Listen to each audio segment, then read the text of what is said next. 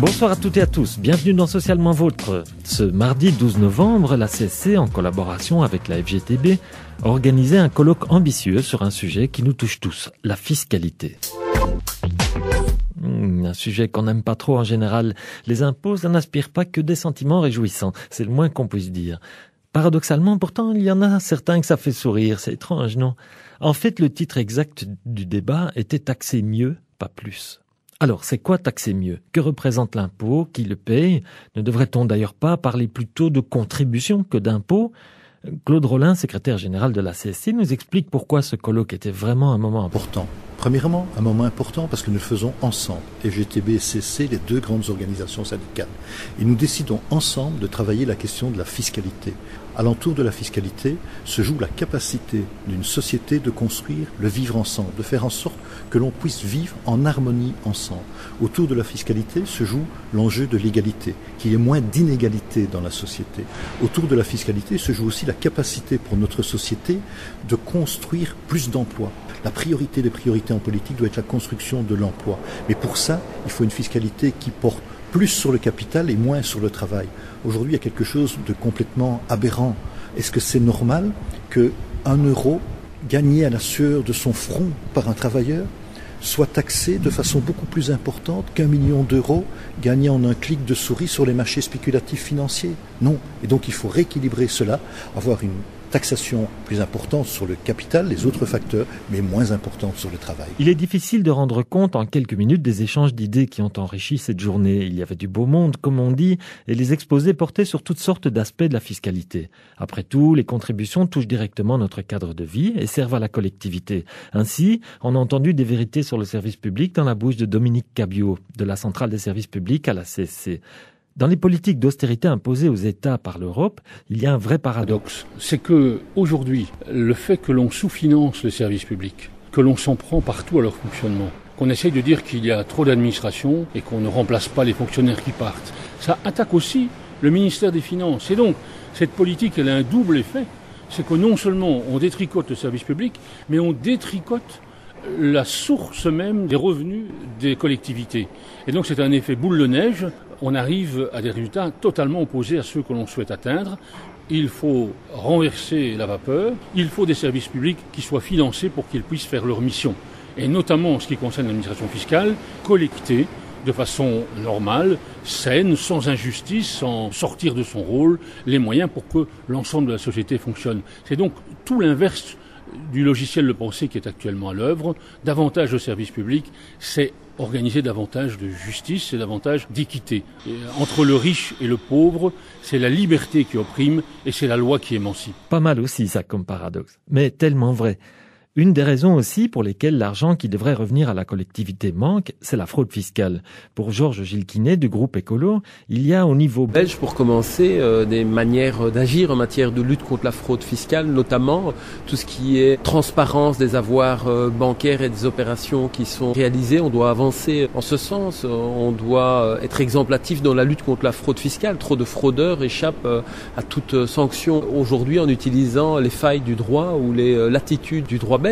Et puis au plan européen, il faut des pays qui soient moteurs pour traiter au-delà des aspects de convergence budgétaire, pour une véritable convergence fiscale, à la fois sur la base taxable et sur le taux d'imposition.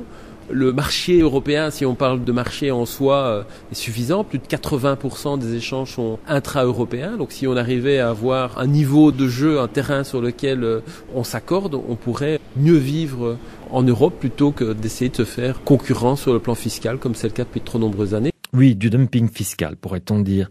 Dans un autre registre, Christian Vallanduc, conseiller général des finances au service d'études du SPF Finance, excusez du peu, considère que la Belgique pourrait mieux faire pour taxer juste. D'abord, il faut revoir peut-être la structure globale de nos impôts en prévalant moins sur le travail et plus sur autre chose pouvant être certaines formes de consommation, l'épargne et aussi les activités polluantes. Ça, c'est le premier point. Autre point, je crois que à l'intérieur de notre impôt sur le revenu, il y a un sérieux nettoyage à faire. Nous avons différents avantages fiscaux qui profitent essentiellement aux revenus moyens et supérieurs et qui actuellement pèsent plus de 20% du rendement de l'impôt, en moyenne. C'est pas 20% pour tout le monde, parce qu'en bas de l'échelle, ils n'ont tout simplement pas l'argent pour acheter ce qui génère les avantages fiscaux. Troisième point, je crois que on ne va pas s'étendre en 2 minutes, mais on est dans une situation où, au salaire minimum, avec l'impact de l'impôt et des cotisations sociales, quand on est augmenté de 10 €, il n'en reste que 5. Et ça, au salaire minimum, je crois que ça n'est pas tout à fait la définition d'une fiscalité juste. Surtout quand on constate, comme le fait Marie Lenska, secrétaire nationale de la CSC, qu'en Belgique, il y a une augmentation d'année en année du nombre de millionnaires. Il y a une augmentation d'année en année du patrimoine dont ces gens peuvent bénéficier. Alors même qu'on est dans une période où il y a 0% d'augmentation des salaires qui sont possibles pour les salariés et que même faire suivre l'évolution du coût de la vie pour les allocataires sociaux, c'est quelque chose qui n'est plus possible aujourd'hui puisque la liaison bien-être n'est que très partielle. Et donc c'est une injustice flagrante. Revenir sur le débat sur la fiscalité, c'est dire que voulons-nous mettre ensemble et comment voulons-nous partager les efforts qu'il faut faire. Ça, c'est l'essence du débat sur la fiscalité.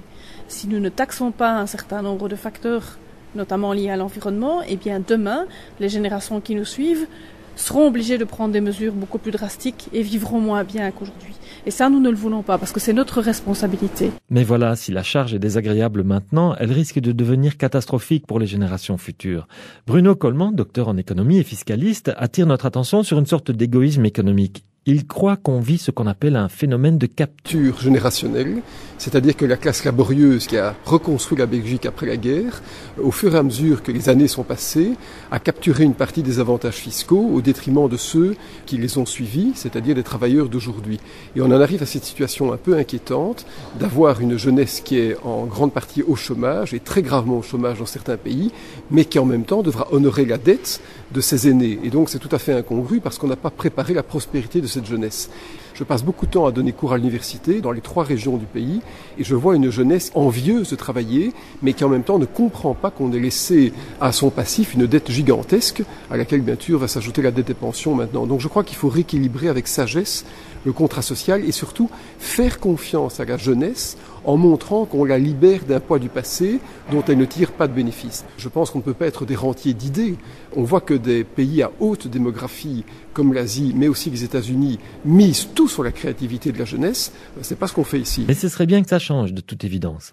Des solutions existent, ça c'est la bonne nouvelle. On va bientôt voter pour les régions, pour la Belgique et pour l'Europe. Et au final, c'est à nous, les citoyens, de nommer des gens qui nous semblent capables de redonner du sens à nos sociétés, de replacer les êtres humains au centre du débat, et de faire en sorte que les richesses que nous sommes capables de produire profitent à tout le monde de manière équitable. Après tout, ce n'est pas si difficile, le monde est un village, non ?